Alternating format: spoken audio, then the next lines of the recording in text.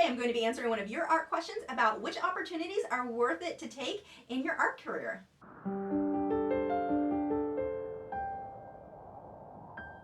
Hi, I'm Lisa, the artist behind Lachri Fine Art. Today's question comes from Diane. My question is about which opportunities are worthwhile to pursue to further my art career. Example, I had the chance to display my art at a small local bar. Being a very unknown newbie artist with only a few sales and shows as experience, I considered it. However, the owner hadn't even seen my work. I didn't follow up on it because I figured no one would see it, let alone buy my work in a dimly lit bar in a small town. Plus, I was concerned they might get damaged or pick up weird smells. My question is, should I display my art anywhere I get the chance, or should I avoid some opportunities such as this one? Thanks, Lisa. Love your art and all the work you do to help us struggling artists. Diane O.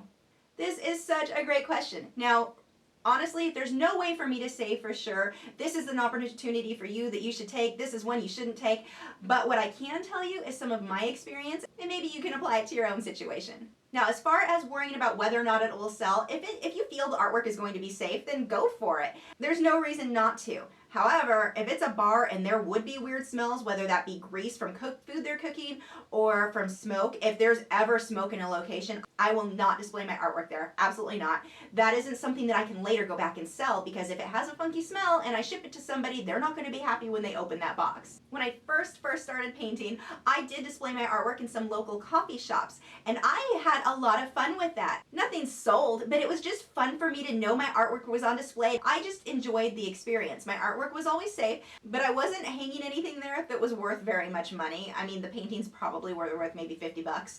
So it wasn't something that I was going to be out much if something really was damaged, and I did have fun with it. There was also a small art gallery that I got involved with early on in my career where I did sell a couple of pieces, and that was also a lot of fun, and they did a great job of taking care of my artwork. Now, on the other hand, there have been a few that I should have seen the red flags and said, no, I'm not just taking the chance here. There's an art gallery in my area. I use the term gallery loosely.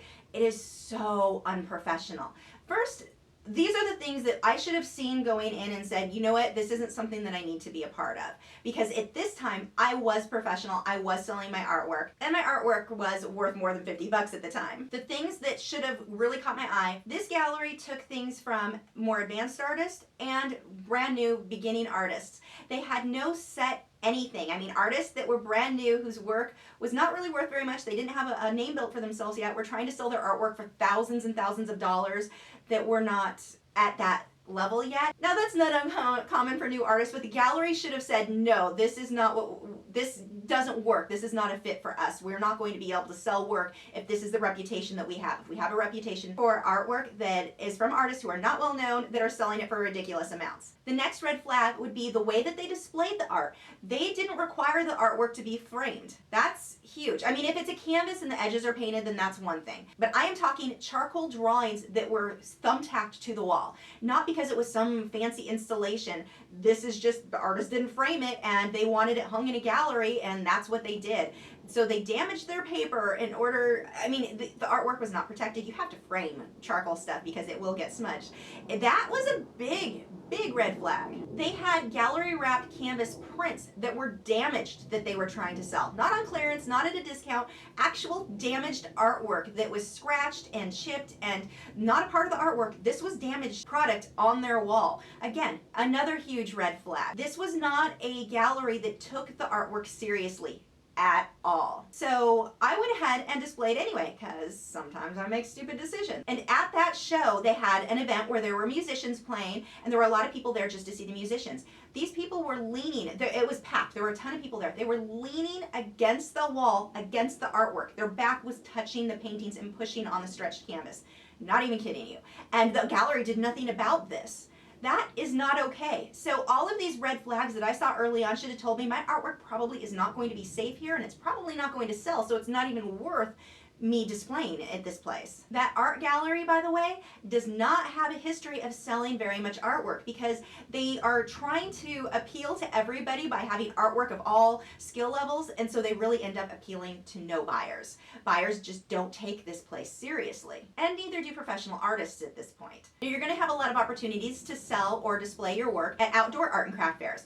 This can be a lot of fun. It can also be a lot of work, and you're really likely to have the artwork damaged by you, though, not somebody else, just in the transporting of that many paintings, depending on how many paintings and drawings you take with you. If you don't have a lot of money invested in the way that you're boxing and packing your art for travel or transport to something like this, there's a very good chance that stuff will get damaged. I've had easels fall over and scratch paintings. I've had a lot of stuff like that happen. You want to go to any of these shows first to find out if it's going to be worth your time. Some of them will be free, some of them will not. I rarely made my gas money back in most of these shows because most of these outdoor art and craft fairs, the buyers really aren't willing to spend more than $20. So unless you're selling a lot of prints and postcards, you're probably not going to make much money here. And they'll say, oh, but it's exposure. Not that much. It never did me any good. It was a lot of work. I had damaged paintings after because the wind knocks things over. There's just a lot of stuff. You have to spend a lot of money for your setup to really keep your artwork safe. Mine, obviously, was not safe enough. Now, there are going to be some outdoor shows that are worth the trouble and the money that it costs to get involved. There's an art show in Laguna Beach. I want to say it's called the Sawdust Festival. I could have that wrong, but something like that. They're hard to get into. There's a waiting list. Everyone wants to be a part of this show, or at least they did back when I was in California, so this could have changed by now.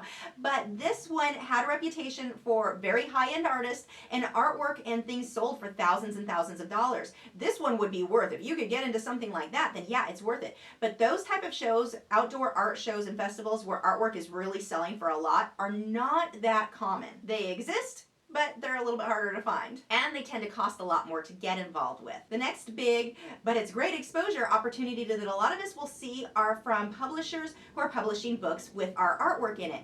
There are so many publishers out there who will, for a fee, you can pay a fee for the chance to be in their book. If you're declined, you're out the fee. If you are in the book, then you can pay to buy the book. These publishers are making money off artists who are all excited to be published in a book. You're paying them to let them make money off your artwork. How does that even make sense? I think opportunities like that are just a huge ripoff to artists. It's something that I won't do. Even if it doesn't cost much to pay them for the chance to be in their book, you're making them money. Why are you trying to make them money? You're supposed to be promoting yourself. And the thing is, they'll say, oh, but it's great exposure. Exposure to who? Who's going to see it? Only the other artists who are in that book will buy that book. I mean, if it's a book that is selling at Barnes & Noble, then yeah, that is something that I would consider because that gets into being more of an advertisement. But if it's a book that is only sold online, the only people buying most of these are other artists who paid to be in the book. For me at that point, it's not even so much of how much it costs to be in it, it's the principle of you're paying somebody to make money off your work. No, just no. Now, if somebody is publishing a book, they've asked you to be a part of it, and they're not charging you to be a part of it, then that may be worth doing because it's not going to cost you anything. You're not really padding their pocket by paying them to use your work. It's sort of like paying somebody to date you. No, that's not the point. No. Now, there are going to be lots of publications where you can advertise. This sometimes can be worth it, but you have to consider who your audience is going to be. This is the longest video ever. Let's say you're a pet portrait artist and you want to get more commissions. Advertising in a pet magazine is a great idea. A magazine where other pet owners who may want their pet painted, this would definitely be a good opportunity depending on the cost. That may be a good fit for you. However, advertising in an artist magazine wouldn't make any sense for you because those are other artists. They're probably not looking for another artist to paint their pet. So when you look at these opportunities, really think about it. Who's going to see it? Is it really good exposure, or is it just an excuse for a publisher to make money off your work? I think so many artists have this idea in their head that if the right person sees them, it's going to make them, that's going to make their career, they're going to be a successful artist, and that just isn't how it works. It takes a lot of footwork. You have to consider where it is valuable to put in that footwork and where you are throwing your money away. I actually had one dude, just side story, because you know this video isn't long enough already, I had one dude friend request me on Facebook for the sole purpose of trying to get me to pay him thousands, I mean like $5,000, $6,000, I forget what it was, thousands of dollars for him to make a video promoting me for his YouTube channel. Wait, what? Now, there are a few red flags here. First, you do not friend request somebody on Facebook and then try to sell them crap. Second, this guy had not done his research.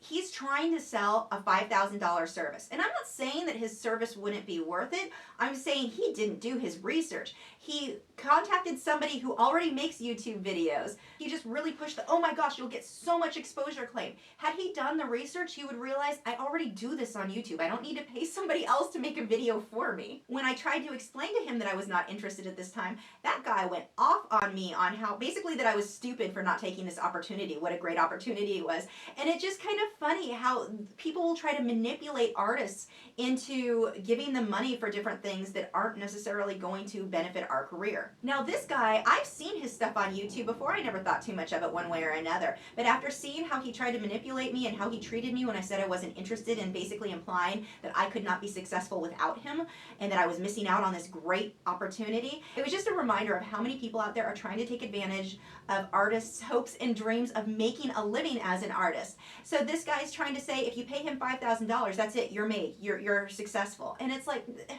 that isn't how it works. Here's the big thing, because of the internet and our reach as artists now, we don't depend on galleries and art shows and all of the things that we used to really have to worry about getting our work on display in public. It doesn't matter as much now. I'm not saying that those things are bad. I'm just saying that we don't rely on them as heavily. So if you're a new artist and something seems a little fishy to you, you're worried about your artwork being damaged or that sort of thing, you don't have to take those opportunities anymore in order to be successful. You can do it all on the internet. Again, I'm not saying don't take the opportunities. I'm just saying don't be so desperate to get your work out there that you get involved in opportunities that have tons of red flags, like galleries that let people lean against the artwork. I have a frequently asked questions page over on my website. If you have an art question that you cannot find the answer to over there is a link where you can submit your own question to be featured in one of these videos. I'll have a card pop up here. You can check that out. Thanks for watching. If you're new to my channel, I have new video critiques every Tuesday where I'm critiquing your original paintings or drawings, my own speed paintings, drawings, and tutorials every Wednesday, art Q&A videos every Thursday, and artist vlogs every Saturday. So if you haven't already, I would love for you to subscribe so you don't miss out on anything. And you can follow me on Facebook, Twitter, Instagram, Google+. All of those social media sites are linked below in the video description where you can keep up with news, my newest work, and see real-time clips of whatever it is I'm currently working on. I'll see you guys in a few days.